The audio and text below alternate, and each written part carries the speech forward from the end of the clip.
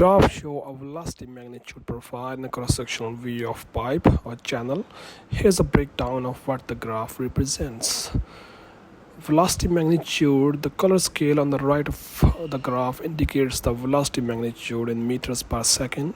The color range from blue, which is representing a lower velocity, to the red, which is representing a higher velocity. The flow geometry, the graph appears to represent a fluid flow in a rectangular channel or a pipe. The horizontal axis represents the length of the channel in meters, while the vertical axis represents the height or radius from a center line of the channel in meters. If you talk about the flow profile, the color distribution suggests that the fluid has a parabolic velocity profile, which is typical for laminar flow in a pipe or channel. In a laminar flow, the velocity is highest at the center of the channel, which is shown in red color, and decreases toward the walls, which is shown in blues. The velocity gradient near the wall of the channel at the top and the bottom edge of the graph, the color transition from red to blue indicates a steep velocity gradient. This suggests that the fluid velocity rapidly decreases to zero at wall due to no slip boundary condition, whereas the fluid in contact with the wall does not move. The flow characteristics, the uniform color in the center region indicate a relatively constant high velocity, while the gradient near the edge shows where the velocity drops. The symmetrical pattern on both sides of the center line indicate that the fluid is steady and fully developed.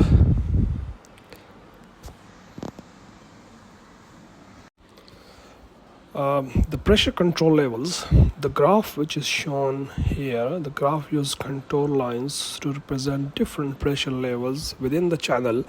Each contour line represents a constant pressure value. The color gradient, which ranges from blue to red on the right hand side of the graph, indicates a pressure magnitude, with blue representing lower pressure and red representing higher pressure. If you talk about the pressure distribution, the horizontal axis represents the length of the channel in meters, and the vertical axis represents the height or radius from the central line of the channel. The pressure variation, the contour shows how the pressure changes across the length and height of the channel. At the inlet left side of the graph, there is a noticeable variation in pressure, as indicated by a close spacing of the contour lines. This suggests a high pressure gradient near the entry point. As we move along the length of the channel, the contour lines becomes more spaced out and almost vertical, indicating that the pressure stabilizes and becomes more uniform further downstream. Now, if you talk about the boundary effect, near the wall of the channel, top and bottom edges, the pressure contour are closer together, particularly at the inlet. This indicates that there are boundary layers of effects where the fluid is interacting with the walls, causing variation in the pressure. If you talk about the flow, the overall pattern suggests a fluid flow entering at higher pressure and then gradually decreasing in pressure along the length of the channel. This is typical of a fluid flow through a pipe or channel where the pressure drop occurs due to frictional losses along the length of the pipe. Now, if you interpret this graph, the inlet pressure drop, the high density of the pressure contour near the inlet indicates a significant pressure drop, likely due to the resistance of the flow as it enters the channel. This could be caused by factors such as turbulence or sudden contraction. Whereas the steady state flow further along the channel, the contour lines become almost parallel and vertical, suggesting a steady state flow where pressure decreases linearly due to viscous effect and friction along the channel length. Now, if you talk about the laminar flow characteristics, the relatively smooth and consistent change in pressure suggests a laminar flow regime, whereas the fluid flow in parallel layers with minimal disruption between them. If you talk about the surface concentration, the color gradient on the graph represents a the concentration of a substance in fluid measured in moles per cubic meter.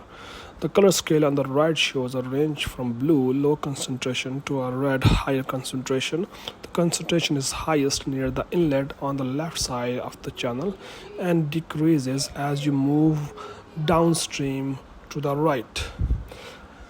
If you look at the streamlines, the white lines which with arrows are streamlines that represent the path of the fluid flow. These lines help visualize how the fluid along with the substance whose concentration is being measured move through the channel. The arrows on the streamline indicates the direction of the flow. Near the inlet, the streamlines curve outward, indicating a more complex flow pattern due to the high concentration gradients. Further along the channel, the streamline become more vertical and uniform, suggesting a more steady flow pattern. Flow and the diffusion. At the inlet left side, the high concentration region is depicted in red and yellow, showing where the substance is entering the channel. The steep concentration gradient where causes diffusion and mixing as the substance disperses. As the substance moves downstream, the concentration gradient decreases and the flow becomes more stable. The blue color is in most of the channel indicate a much lower concentration, suggesting that the substance has been diluted or that its concentration has equilibrated with the surrounding fluid. If you look at the fluid dynamics, the change from curve to a straight line indicates that the fluid transition from region of high mixing and turbulence near the inlet to a more laminar and steady flow further along the channel. The presence of streamline with varying curvature at the beginning also suggests that the inlet effect, like the initial mixing and spreading, dominate this region. Further downstream, the flow is fully developed as indicated by straight parallel stream.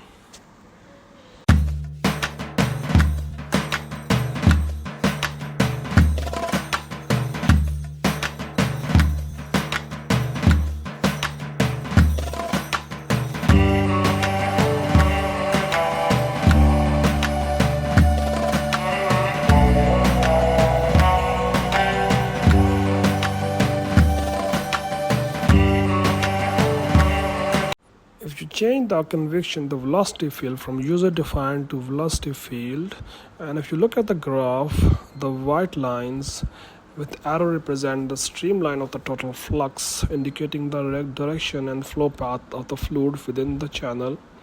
The streamlines are almost parallel and straight throughout the channel, indicating a uniform flow pattern. The arrow points from left to right, suggesting a direction of the fluid movement. The uniform red color across the entire length and width of the channel suggests that the substance has a consistently high concentration throughout the channel.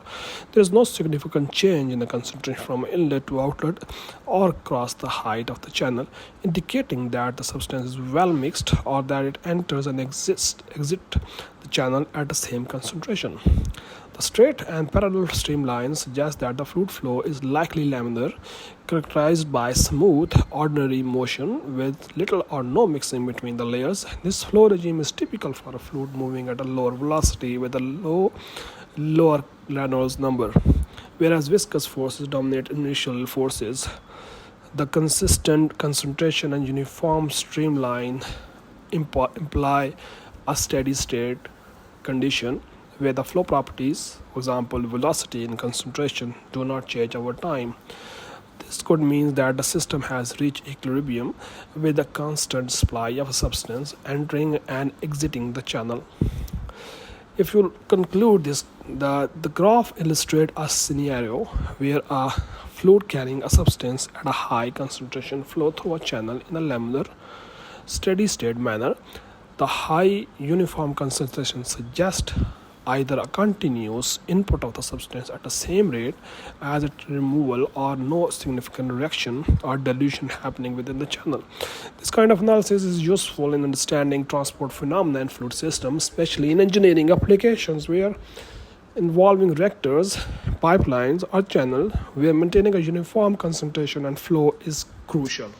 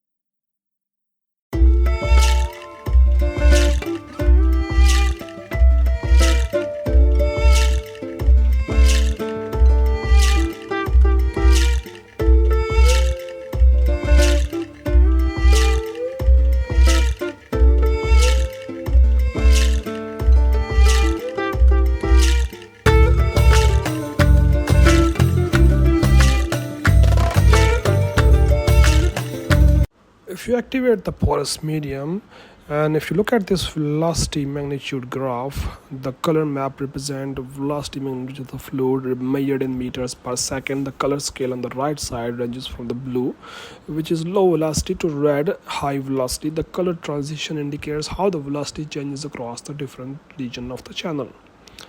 The horizontal axis represents the length of the channel in meters, and the vertical axis represents the height or diameter of the channel in meters. The flow velocity is highest, shown in red near the inlet and outlet of the channel, and significantly lower, indicated by the orange and yellow color in the central region of the channel. At the inlet and outlet of the channel, the velocity is at its maximum. This is shown by a red area, whereas fluid accelerates as it enters and exits these regions. The narrowing of the velocity profile near these areas could suggest some form of contraction or expansion in the flow path, which results in higher velocity. The central region of the channel shows a uniform lower velocity represented by the orange color. This indicates that within this central region, the fluid velocity is lower and more stable compared to the entry and exit points. This could be due to the wider cross-sectional area or the region where the flow resistance or drag increases, slowing down the flow. Now, if you look at the boundary effect, near the wall of the channel, top and bottom edges, the velocity decreases sharply as indicated by the transition from red to blue. This is due to the no-slip condition at the boundaries, whereas the velocity of the fluid in contact with the wall is zero, and it is increasing moving down the center of the region. The graph suggests a variation in flow condition from inlet to outlet. The higher velocity at the entry and exit might imply that the flow is accelerating due to the pressure difference, while the uniform lower velocity in the middle suggesting that the flow stabilizes or becomes more laminar in this region. So if you conclude this, this graph illustrates a velocity profile for a fluid flowing through a channel or pipe, showing how the velocity varies from high region or from high near the inlet and outlet to lower in the central region. The visualization is useful for understanding the dynamics of the fluid flow, particularly in applications involving varying pipe geometries or flow conditions. This kind of analysis helps in optimizing design and operational parameters in engineering systems such as pipeline, ducts, and reactors.